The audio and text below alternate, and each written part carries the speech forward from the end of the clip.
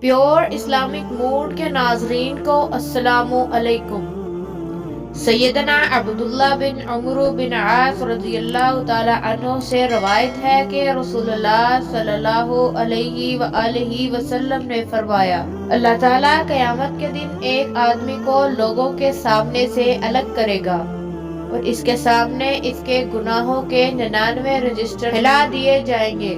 ہر register تا حد نگاہ ہوگا۔ اللہ تعالیٰ اس بندے سے فرمائے گا، کیا تو نے ان گناہوں میں سے کسی گناہ کا انکار کرنا ہے؟ کیا میرے مقرر کردہ لکھنے والے محافظ فرشتوں نے تجھ پر ظلم کیا ہے؟ وہ کہے گا، اے میرے رب، نہیں جی نہیں۔ اللہ تعالیٰ فرمائے گا، کیا تیرے پاس کوئی عذر یا نیکی ہے؟ وہ آدمی حیران و پریشان ہو کر کہے گا، اے میرے رب، نہیں۔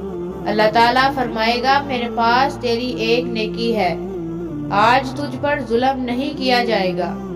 اس کے سامنے ایک ٹکڑا لایا جائے گا، اس پر کلمہ شہادت اشہد اللہ الہ الا اللہ وان محمد عبدہ ورسولہ تحریر ہوگا۔ اللہ تعالیٰ فرمائے گا، اس کو بھی سامنے لاؤ۔ وہ بندہ کہے گا، اے میرے رب، اتنے بڑے بڑے رجسٹروں کے مقابلے میں اس معمولی سے ٹکڑے کی کیا وقت ہے؟ اللہ تعالیٰ کی طرف سے کہا جائے گا، آج تجھ پر ظلم نہیں کیا جائے گا۔ چنانچہ وہ تمام رجسٹر ترازو کے ایک پلڑے میں رکھ دیے جائیں گے اور وہ ہلکا ہونے کی وجہ سے اوپر اٹھ جائیں گے اور وہ ٹکڑا باری ہو جائے گا۔ اصل بات یہ ہے کہ مہربان اور نہایت رحم والے اللہ کے نام کے مقابلے کوئی چیز وزنی نہیں ہو سکتی۔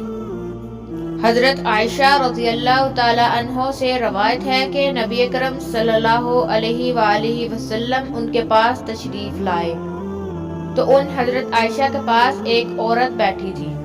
آپ نے فرمایا، یہ کون ہے؟ انہوں نے کہا، فلاں عورت ہے، یہ رات کو بالکل نہیں سوتی اور اس کی نفل نماز کا ذکر کرنے لگی۔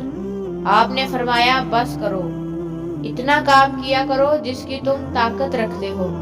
اللہ کی قسم، اللہ تعالیٰ ثواب دینے سے نہیں اکتائے گا حتیٰ کہ تم اکتا جاؤ گے۔ ناظرین، اگر آپ کو حدیث نبوی صلی اللہ علیہ وآلہ وسلم سننا پسند ہے تو ہمارے چینل کو سبسکرائب کریں۔ شکریہ۔